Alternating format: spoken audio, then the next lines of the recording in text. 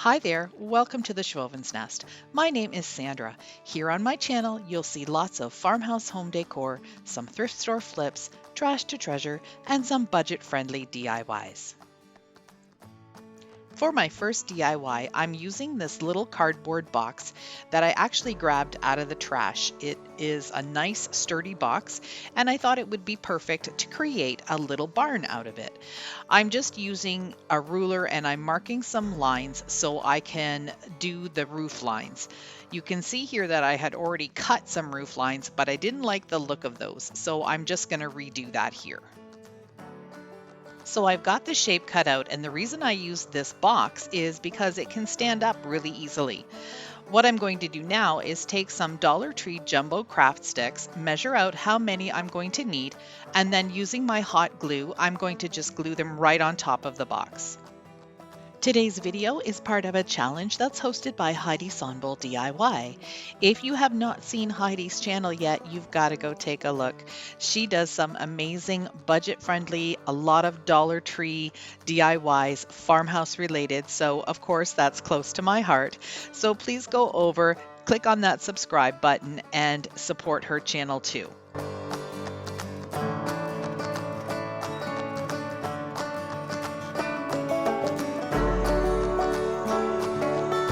Now that I've got the popsicle sticks glued on, I'm going to take my scissors and just trim them to match the outside of the box.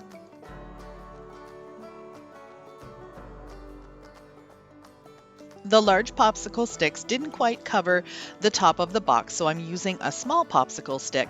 I've cut it down lengthwise, and I'll add a piece to each side of the box.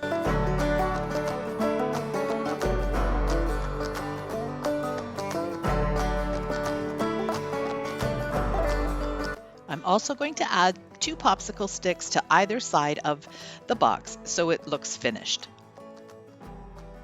No barn would be complete without a tin roof, so I'm using this Dollar Tree cookie sheet. They come 2 in a pack, and I'm just going to cut out a section of the flat part, and then I'm going to start making a roof out of it. I'm just using a butter knife to smooth out the bumps on the cookie sheet. You can use anything that'll work, the side of the scissors. You can use a spatula, a scraper, anything that you have on hand that will help you smooth out these bumps. When I'm working with these cookie sheets and I cut a raw edge, I like to fold it in so it doesn't hurt me. You can get some pretty major paper cuts on these if you're not careful. So I would just recommend to fold it in. This is also going to give me the opportunity to make it nice and even on both sides. I'm going to fold it in half to find the center, and then I'm going to use the barn to find the roof line shapes and just bend them the way they need to be.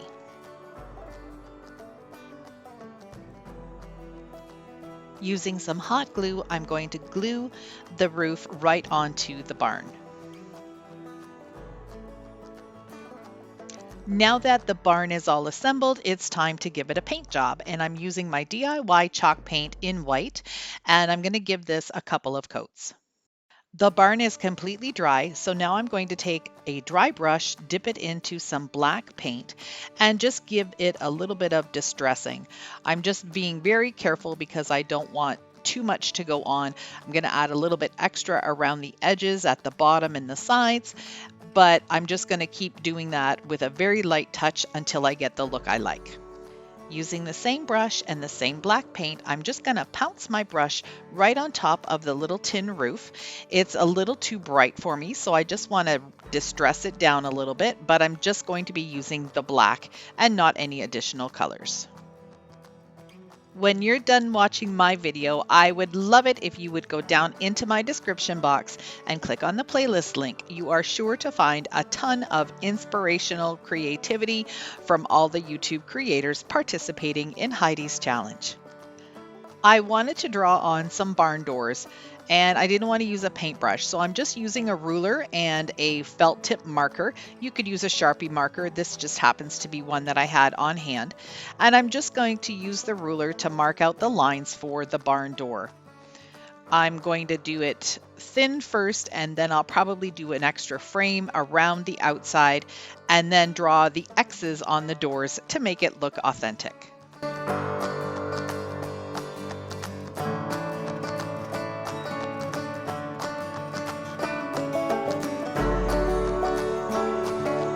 It turned out really cute.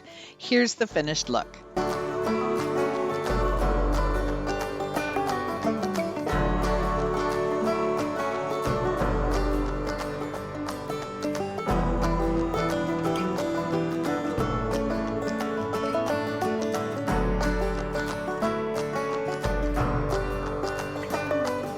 My second project for you today is using this cute little wheelbarrow. I got it at Dollarama for $3.50 a couple of years ago. It was originally brown in color. It is a metal product, but I then galvanized it in the summer and created some little lemon decor for it. It was time to repurpose it one more time. So I'm going to be painting it with my DIY chalk paint. I'm going to do the bucket itself all in white, and then I'm going to do a different color for the wheel and the stand. The white is pretty dry now, so I thought it was time to start painting the rest of the metal parts black.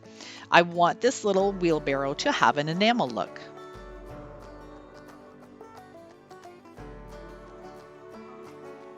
I love creating the look of enamel with the white and black.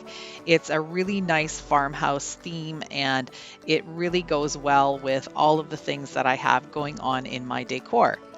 I'm also now going to be taking that little artist brush with the black and painting all around the top edge of the wheelbarrow. I wanted to put some type of words on the side of the wheelbarrow, but with it being so tiny, it was difficult to figure out how I was going to do it. I ended up deciding just to take the marker and freehanding the words harvest time. I always start my words with the center letter. For the word harvest, it's the V, and I'm going to put this in a little bit of an arc. So I'm going to go from the V, E, S, T, and then I'm going to go back and do the R, A, and the H.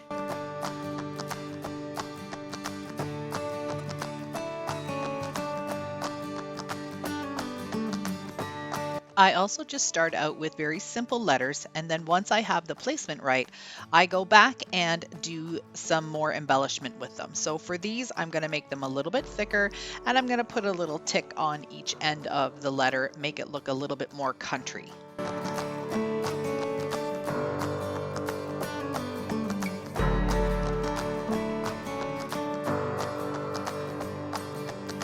Since fall is all about pumpkins, I'm going to just freehand a pumpkin in the center of the words. So I'm going to start out with just an oval, and I'm going to just fill that in.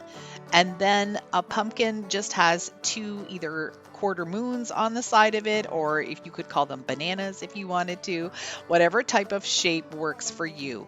That's all you're going to do with this. It's so super easy to create a pumpkin.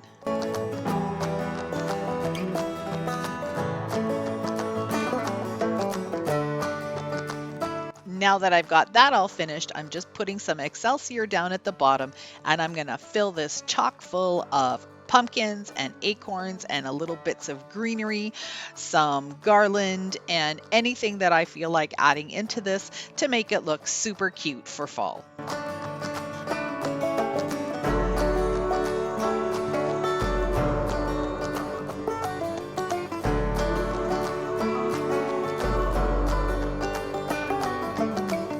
Here's how this little guy turned out. I think he is super cute.